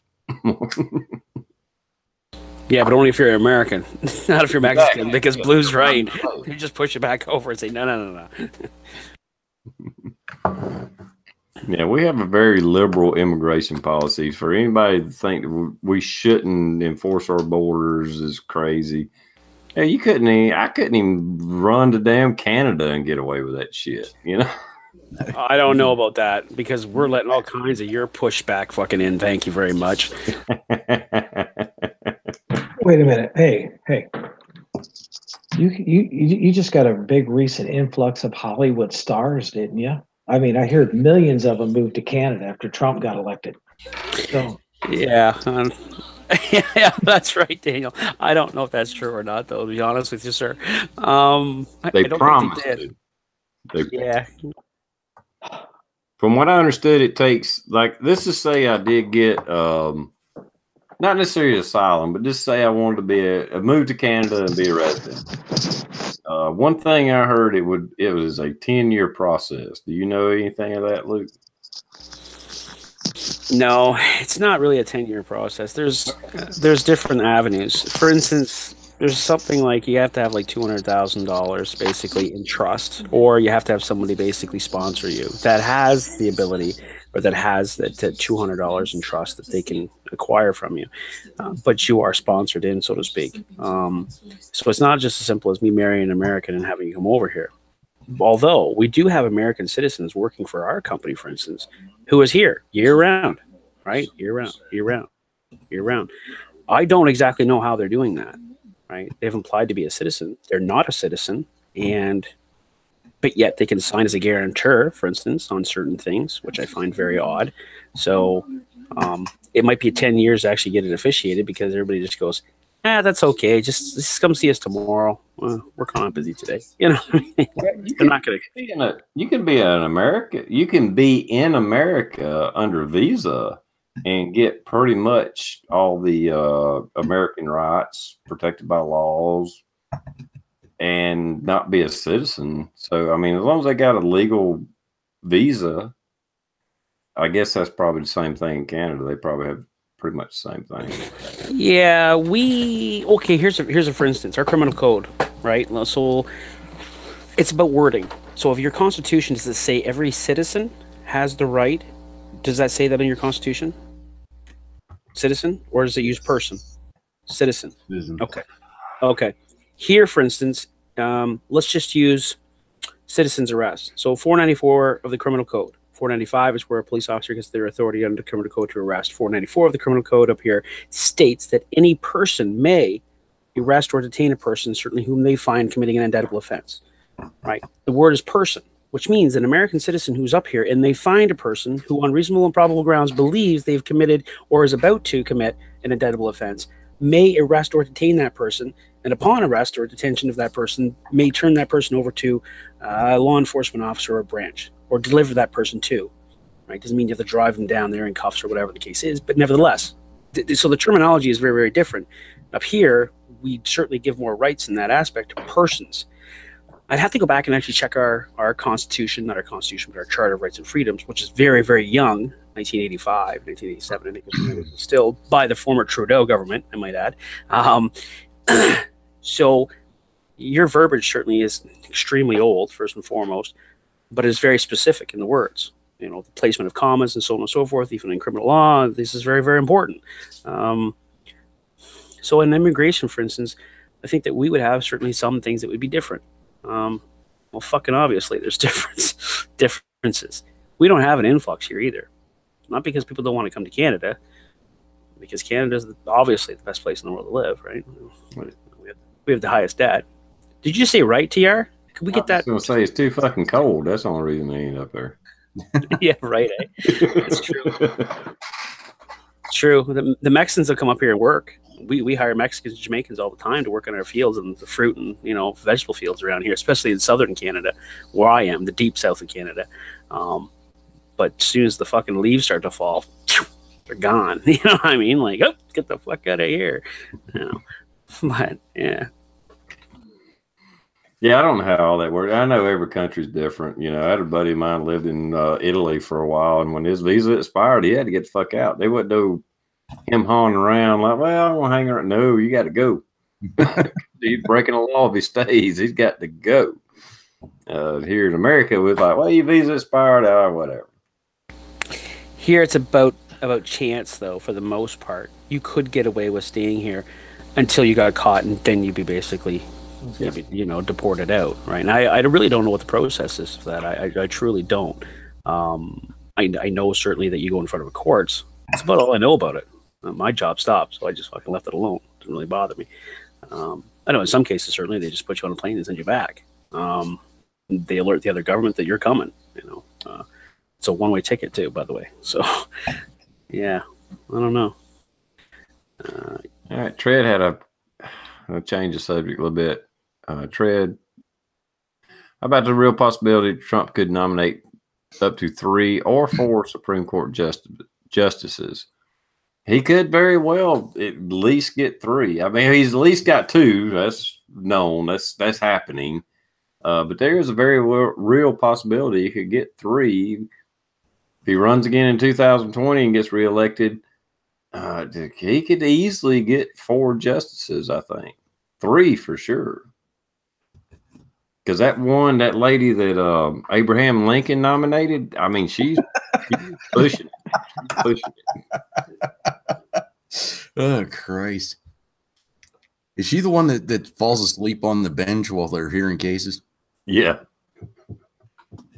At some point, somebody's got to say, look, there's nothing forcing you to retire, but whenever you can't stay awake past 11 o'clock a.m., it's time to retire. You're going to get paid, lady. Just go. I'm pretty sure they get a lifetime salary just like congressmen and everybody else. Yeah, but he could. That is a good point. I mean, he could Well, he could choose up to 4, I would think. At 3, easily, I think. Especially if he gets runs and reelects in 2020. Because I just don't think she's going to make it that much longer.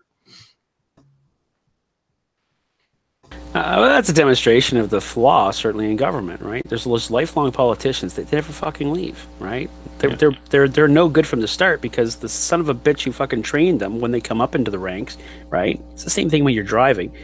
Just because your parent is teaching you how to drive, you know what I mean, as a young driver, so you can get some more experience, that doesn't mean it's actually good fucking training. This person here could be a fucking shithead driver. Trust me, I can fucking speak to this. Blue, I'm sure he can speak to this too. There's people out there who shouldn't be driving, and yet they're teaching other people how to drive, creating that normalcy bias that we talk about. Going, no, I'm doing everything right. What do you mean I'm not doing anything right? No, I don't want to hear that. You're going, tough shit, you are. You're not doing it right. I know.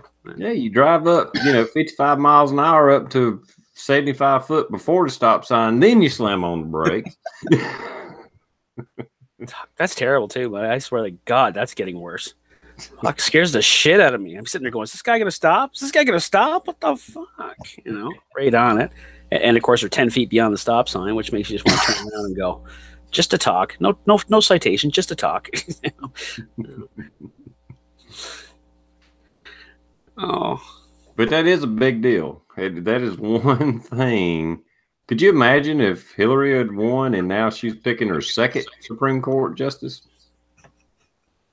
That would be. That would be fun. So screwed. If he hadn't done anything else in this 4 years, is picking 2 Supreme Court justices, it'll be a win. Not counting the economy, stock market. Not that I care about stock market, but they rate that. That's like the barometer of what businesses do. If the stock market's doing good, they invest money, they hire people, blah blah blah. That's a fucked up system to use, but that's what they do.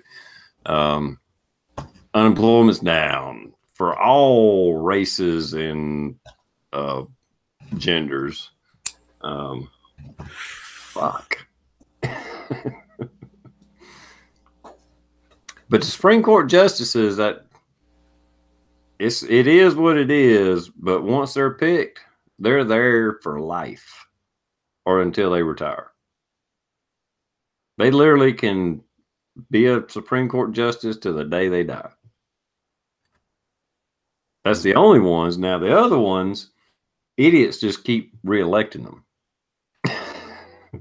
Like Lindsey Graham. Is weed legal in California, Canada? Yeah. All right. No, well, it's not. No, I shouldn't say that. That's incorrect, sir. Actually, it has been passed. It's gone through royal assent, which means the bill has been passed, and it will be passed officially on October 17th. Certainly, Trudeau was trying to get it for July 1st, and there was a few things that needed to certainly delay that. And granted, there's some common sense here too. I mean, there's a lot of things that have to be prepared for that. There's a lot of legislation changes, criminal code changes, the CDSA, which is the Controlled Drug Substances Act. There's modifications. There's got to be the Cannabis Act has to be put into play, which they have already wrote. I've certainly had a good look at it. My current employment certainly requires that I look at these things and understand them very, very well.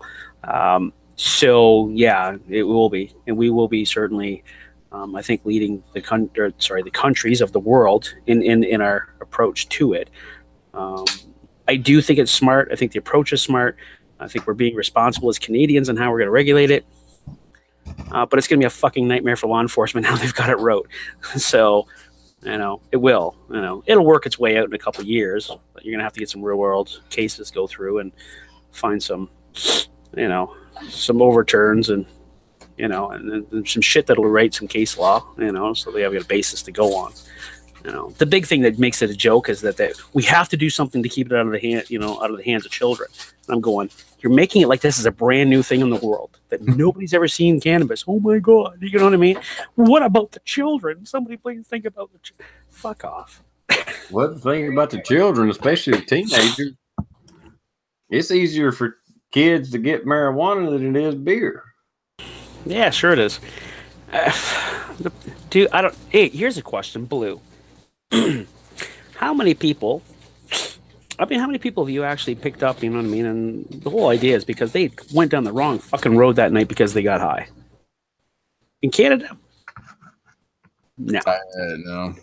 It's not such a big no. They don't leave the fucking house, but they're there. They're couch locked. They don't want to go nowhere. You know what I mean? So I don't think it's going to be a bigger a problem as what, you know, the liberal side of this aspect would think. You know what I mean? If they put, I don't want to say that. Well, if they put basically the same, is driving under the influence, but you're gonna have to come up with some type of testing because they got it. You know, I mean, I completely agree. Hey, you know what? You want to smoke weed? You want to do? I can't tell you how many times I've gone to a huge fucking party that is way out of control with people fighting and getting raped and shit when there's a bunch of fucking stoners sitting around.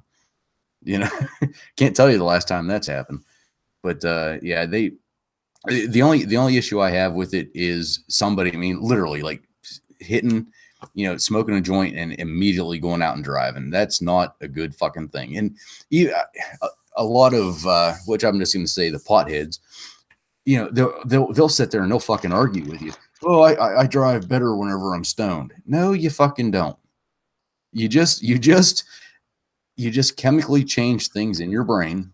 You don't drive better. You might think you do, but when you're traveling at 25 miles an hour, you're not driving better. You know, your reaction time is slowed. I think that they need to come up with something, some type of chemical test, because right now, at least where we're at, it's any amount of marijuana in your system that's an automatic DUI. So it doesn't matter if you smoked, you know, 10 hours ago and then you're on your way to work, you know, you could still technically get that DUI.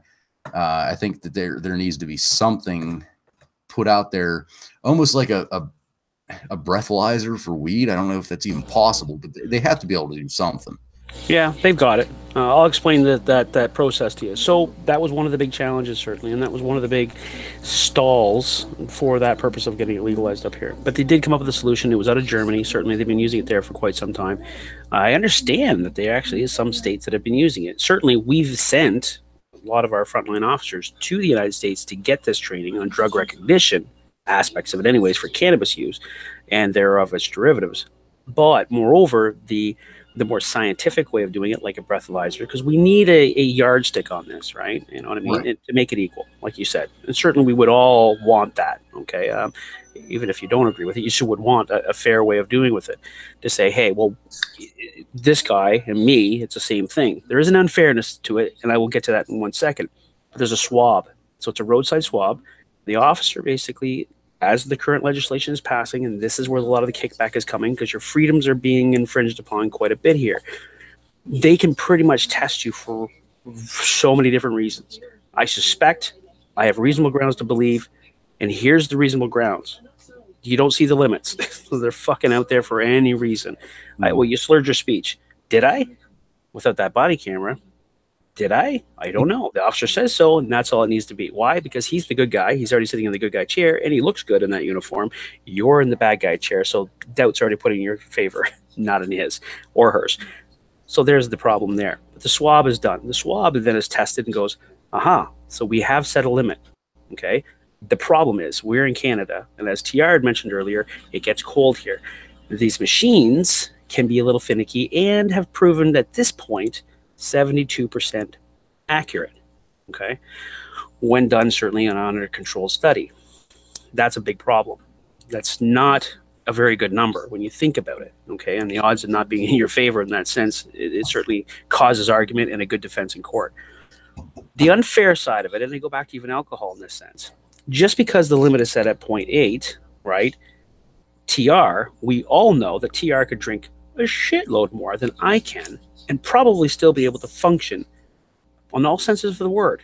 Where me, I could try to drink the same as him, and I'd be fucking sleeping somewhere under a couch, you know what I mean? And I'd already been vomiting, and my hair that I don't have is already sticking into it. That's how bad it would be. But TR could actually probably go ahead and actually do something fairly normally, right? So is it really fair to hold me to the same standards as TR or TR to the same standards as me as a level impairment? So we can't do that. So we just create, here it is. And that's all we have. People don't like that, but what do? You have to fucking find a line somewhere and draw it. And this is it. So we do have a swab. They do a roadside swab. If the swab comes back as a positive, that gives them then the warrant to take you in for the blood test. Okay, and it's a simple poke and a simple test, and it shows the actual amount. And they're recommending that basically, if you consume cannabis, to not drive until 4 hours after you've consumed it the last period of time. And they haven't. But here's the problem: what did you consume? Right? Because you could eat an edible that is just fucking packed with THC, which is the testing. That's the testing part of the narcotic itself, is the THC. The CBD, which is the other side of it, which you could smoke an entire joint of, let's say, of CBD cannabis, and not register a thing, and you're not impaired. But you would smell it badly, and that would give the officer grounds to go ahead and test you. And the officer would be sitting there going, "Well, what the fuck, man? And you reek of it, man. I mean, I can smell it on your breath. Matter of fact, you went like this. You put it out the window. I couldn't find it so I can get you lid for the littering, but the fuck, I know you were just smoking it. I mean, well, the test is coming back, so it's adding confusion to the officer. So now he's sitting there going, what the fuck?" So that's the downside to it, and this is why it's going to be a nightmare for law enforcement. It's going to be a waste of courts' times. Oh, my God. So in that aspect, it's a bad thing it's getting legalized. It really is, because it's going to be raping of your rights, because you're going to be dragged in for no particular reason. They're not going to have enough evidence, and if the Crown's office, right, or your district attorneys don't get on board and figure it out what to kick loose before it even makes it in the courtroom, they're going to have a real problem on their hands. So we'll see how it goes. It'll be interesting. Yeah, there'll have to be some technology further developed, because that is a problem. I mean, the way they normally check for marijuana use or whatever, like Blue says, I mean, hell, from what I understand, it can stay in your system for a month. Not the active ingredients. I mean, it's there's difference between, what is it, metabolic and God, I can't remember the other word. But there's one that shows you're coming down, and one that shows that you're going up, basically. But yeah, it's going to be a nightmare. Well, all I'm familiar with is like a piss test at work, you know, and I've heard it could stay in your system for a month. I don't know. It really don't matter to me. I don't care if anybody smokes pot. I mean, I've smoked it in my youth many times. I was a pothead in high school, but you know, as far as now, I don't know what's out there, how it works, whatever. But what I understand is that, like, there needs to be some way to check if you're high now, not if you were high yesterday. Yeah, in all intents and purposes, they do have a fairly reliable system, right? And certainly with drug awareness or recognition, I should say, you know, the training behind. The problem is that it's not like alcohol. You're going to come a lot more, and the data is there to prove it. Right? The stats are there to prove it. You're going to come across alcohol, you know, related issues on a roadside way more often than you are a cannabis, you know what I mean, induced intoxication. Only simple fact is that probably more pharmaceutical problems than there is anything else. You know what I mean? So, again, where do you go? It's chance. It's hit and miss. It's people hopefully just doing the fucking right thing, like Blue said. Look, if you just did it, just stay the fuck home. Enjoy your buzz. You know what I mean? Same with beer. If you're gonna drink a bunch of beer and you get a buzz on, stay the fuck home and enjoy it, right? Yeah. If you needed something, well, go send a friend out. Get a taxi to deliver it, whatever the case is. It's not just your life now. It's other people. Chats. It's the best bar I've ever been to. All I gotta do is stumble back over there when I get done. I know, you know, and it's cheap for me too, because I haven't had to buy any of you guys a beer. Nobody really taking offense to it. Exactly. You know what? You bring up a good point. I bet most potheads are at least semi-preppers.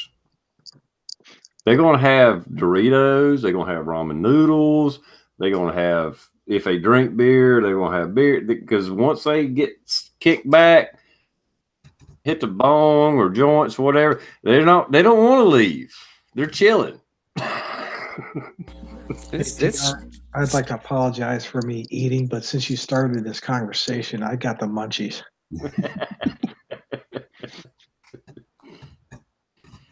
Don't forget the cookie dough ice cream. cookie dough ice cream. Yeah, that's good. Oh, that is good stuff. Tasty. Especially when you get the cookie dough. I'd say that's. Does anybody have anything else pressing that they wanted to bring up? Nope. It's bedtime. Okay, that's what I was thinking. Let's go ahead and wrap it up. And Luke, I appreciate you coming on, man. And the Facebook link, that's probably going to be one of the main ones that's going to be used now that you're done away with Messenger. So anybody else that runs chats, if you got Facebook friends that do YouTube, that's a good way to do it too. But go ahead and do an outro, man, if you got anything going on or want to talk about. No, I mean, I don't really have anything going on too much. Busy, new promotion at work, so I'm kind of, trying to wrap my head around some new initiatives and such, and create new ones at the same. It was just good to get in here and talk with you. It's a great topic, great panel as always, certainly. And the outside, good to see a lot of people out there, and I hope to be able to dive in a little bit more. Summertime, I think some of this stuff slows down in the summertime, my personal opinion, but good chat, guys. Really enjoyed it. Thanks for hanging out with me. Appreciate it. Well, I appreciate you coming on. You always got an open seat, man. Anytime you want, if I see you out there, like I say, in case I miss you, repeat yourself if I don't see it. You know how it is when it's flying by. Blue, would you like to do an outro, man? Nope, I'm good. Good being here finally for a TR chat rather than the train wreck chat. Everybody out in the external, you guys kicked ass as always. A lot of interaction, but unfortunately, I've been bouncing back and forth between the chat and Facebook and another website, and I missed some of it. I think I caught most of it, but you guys you keep us going whenever we get on a downside when there's nothing to talk about. So just keep coming in and giving us some topics to talk about. So thanks, guys. Yeah, absolutely. Great audience, no doubt. One of the best. Daniel, would you like to do an outro? Well, I just got this thing. I've been having all my issues with computers or phones, but now I'm finally here. So, TR, I just want to show you a buggy that I couldn't get put up. Let's see. Can y'all see that there? Okay, watch carefully. Right there it is. I couldn't get that thing put away. Oh, shit, that was good. That was good. Yeah, they probably don't fit in the buggy cart, the buggy corral. You better figure out a way to upload that for your VR for TR. Yeah. Oh, I got a dozen of them. And you know what? I don't even know why I was calling it buggy. Well, like I said, I can't drive, talk, and do it all at the same time. So sometimes I get off. Somehow I said buggy hit my head, and I kept saying buggy, but we don't call them buggies. We call them shopping carts. But once I started with buggy, my mind just kept saying buggy. I got a lot of shit over that, but that's okay. It's all fun. I tell you what, I do appreciate the VRs. Not that I asked for them, but they've been funny as hell seeing them.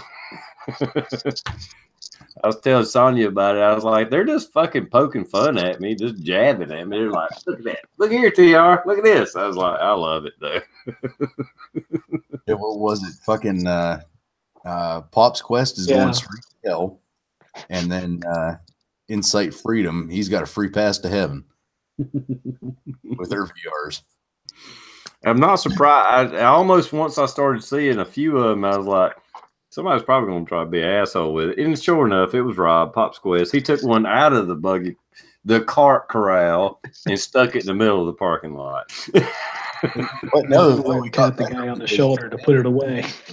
He walked toward the store with the guy that was collecting the carts, and he's like, hey, somebody left a cart way out there in the middle of the parking lot, right in the middle of the fucking park.